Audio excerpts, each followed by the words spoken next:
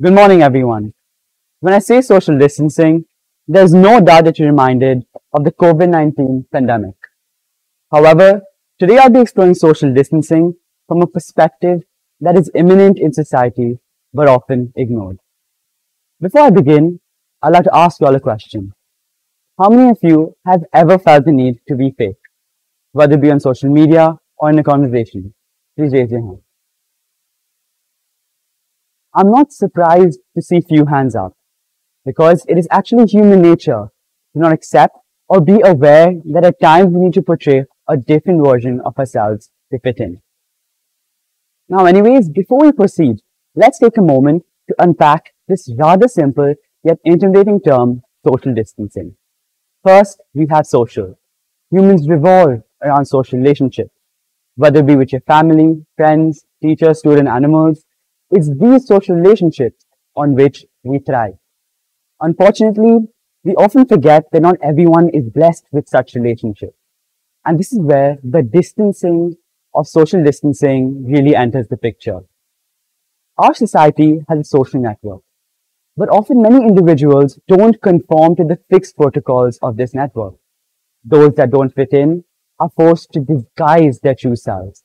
They put on a mask that allows them to pass through all the protocols that society has for them in order to fit in. But at the expense of fitting in, they lose their true identity. They socially distance who they really are. Let's use an example. A firewall. For those of you not familiar with a firewall, it is a device in your computer that examines the data you send. And just like a society, it also has a fixed set of rules that the data needs to follow in order for it to be sent. But when the data does not abide by this fixed set of rules, the firewall rejects the data. In this scenario, the user is prompted to modify the data in order for it to successfully bypass the firewall and be sent. Using this firewall analogy, the people that are too afraid they won't fit in can be compared to the original set of data. In order to fit into the social network, they modify themselves. They hide behind a mask and socially distance the original identity, afraid that the reality may not conform to what the society wants to see. However, putting on the mask is one thing, leaving it on is another. In a society we live in today, it is often impossible for these individuals to take down the mask they hide themselves behind. They fear judgment from society. They fear not being able to fit in. They fear their original identity being revealed. And by socially distancing their true selves, these individuals are pressurized to maintain this unsustainable, perfect image of themselves that not only conceals their social differences, but also prevents them from opening up. These people, bound by the walls of their fictional facade, force themselves to fight these internal battles independently, ultimately leading to detrimental consequences. A few months ago, when I came back from school, I did what every teenager does. Picked up my phone and started scrolling through my Instagram feed. Well, you might be wondering why I'm telling you this story. Well, it's because while I was scrolling, I came across a rather interesting post. It was an intriguing question that stated, while using social media, why do we feel more connected than ever, but at the same time, less connected than ever? I was absolutely stunned. When using social media, why do we sometimes feel so disconnected and lonely when we're actually connected to over 3.6 billion people from around the world? Now, to find the answer to this question, just as we did earlier, we need to unpack it. So what is social media?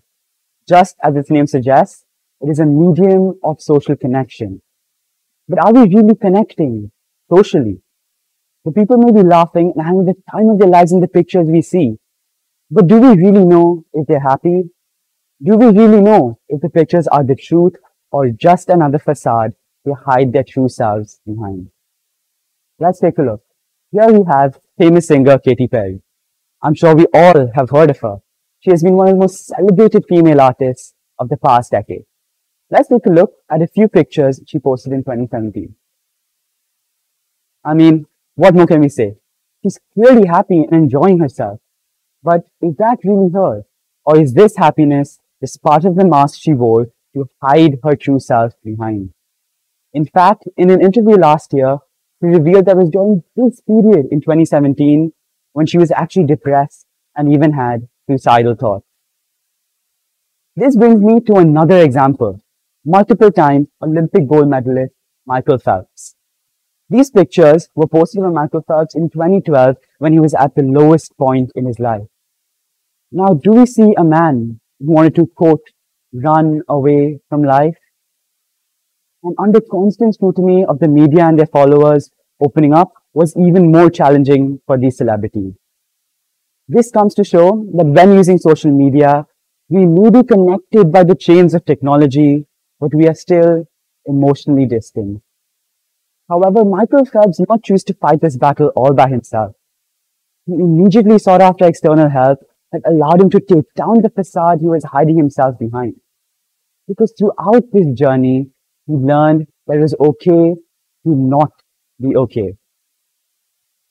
A few years ago, when I was around 10 or 11, I used to be a huge fan of this channel called TLC.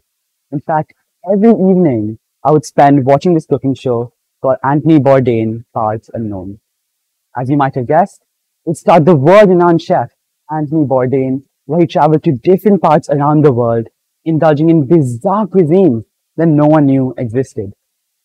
It was actually this show that really ignited my interest in culinary arts and cooking. More than the show, it was Anthony Bourdain's personality that really kept me hooked. He was cheerful, charismatic, and everything a host is meant to be. But in 2018, I was utterly shocked when I found out that he had committed suicide because of depression. When I heard about this tragic news, I immediately remembered the Anthony Bourdain I saw on TV. The facade that he had put up in front of the camera was completely different from the actual Anthony Bourdain that was suffering from depression. He had distanced his struggles, his hardships, his original identity, maybe even from himself, afraid of revealing his emotional weaknesses. In the world of psychology, there's a name for this phenomenon, the imposter syndrome. This is a psychological pattern in which an individual doubts his skills, his talents, his accomplishments, and has a persistent internalized fear of their true selves being exposed. This phenomenon takes a substantial psychological toll on its victims like Anthony Bourdain and Michael Phelps. They become marginalized from society. They become socially isolated. They feel insecure about themselves. They keep hidden who they really are under a superficial exterior, and in doing so, create a fictional self that becomes a safety barrier to their authentic self.